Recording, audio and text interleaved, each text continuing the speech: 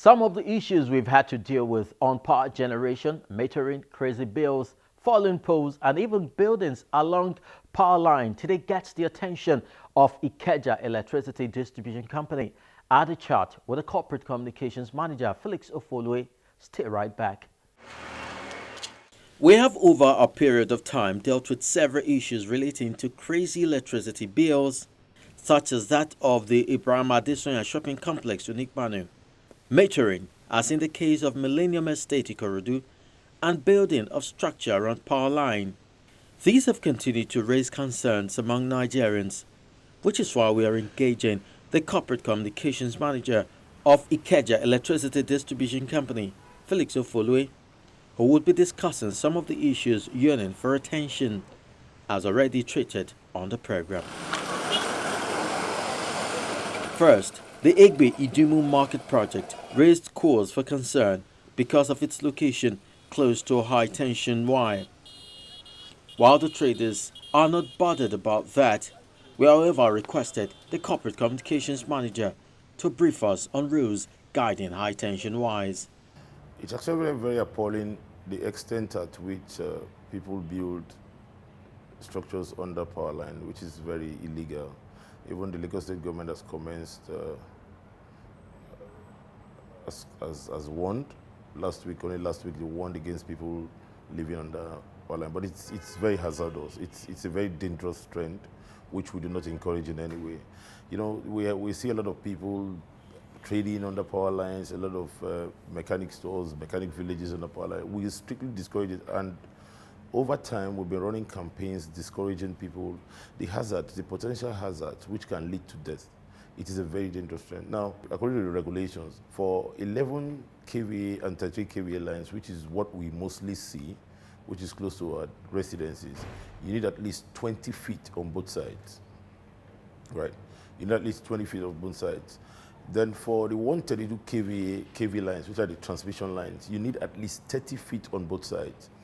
And then which means that for 330 kV lines as well, you need as much as 60 feet on both sides. This form of protection is mainly applicable to the highways, where you have power line crossing highways and you want to prevent energy from getting to cars.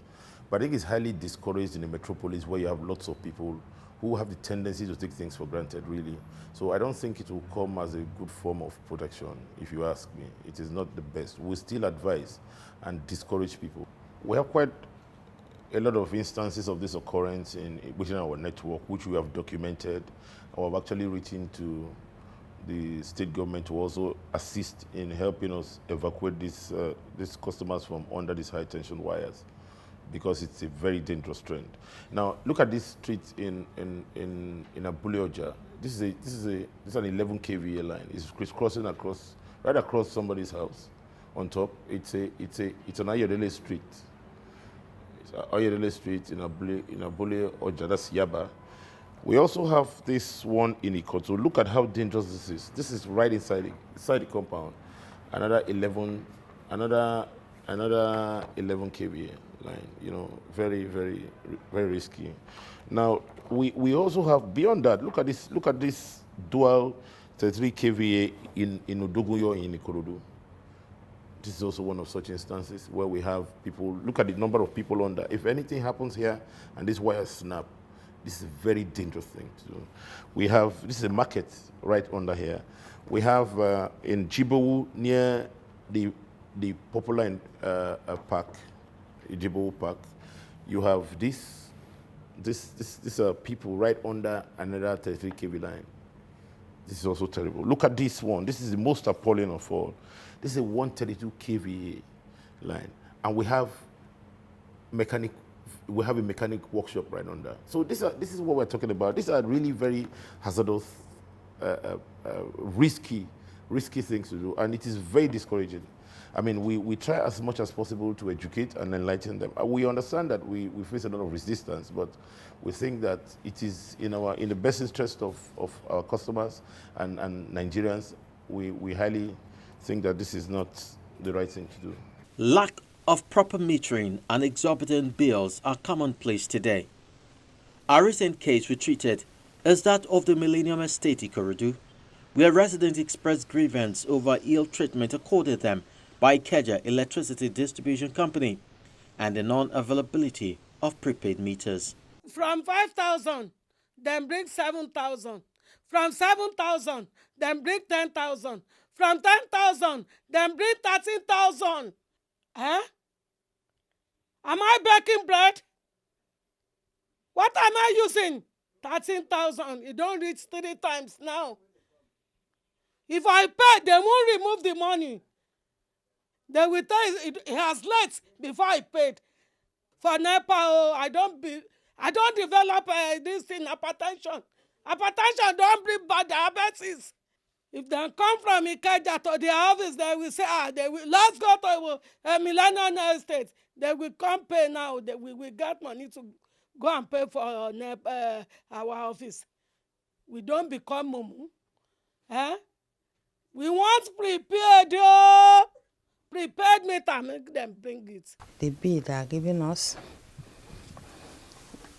at times, when we complain to them, they say they will do something, but all in vain. Keep on paying as you can be able to pay. See the television, TV. I don't even have a freezer. The small freezer that I'm having here is not in order. And now Mr. Ofolue speaks on issues relating to billings and metering. On the issue of metering, our metering is ongoing.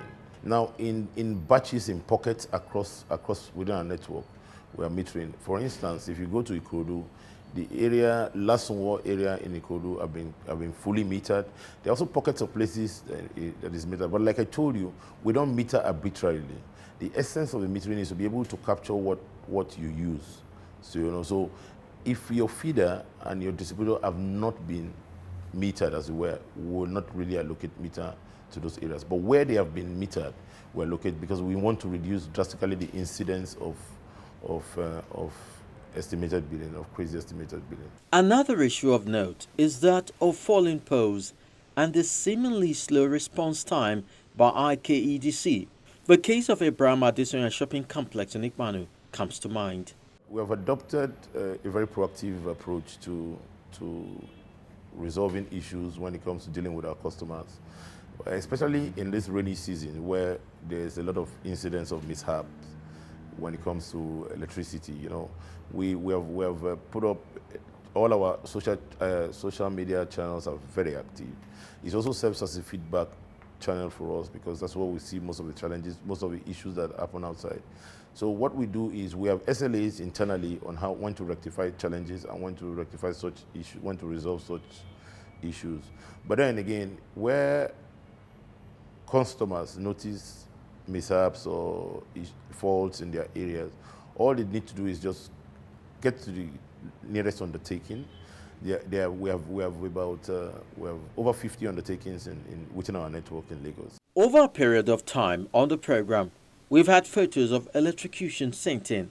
Responding, Felix Ofolue says anyone who allows an electricity worker who is not fully kitted carry out any maintenance work shares the blame. What we try as much as possible is to ensure that we maintain the highest level of safety standards at all times.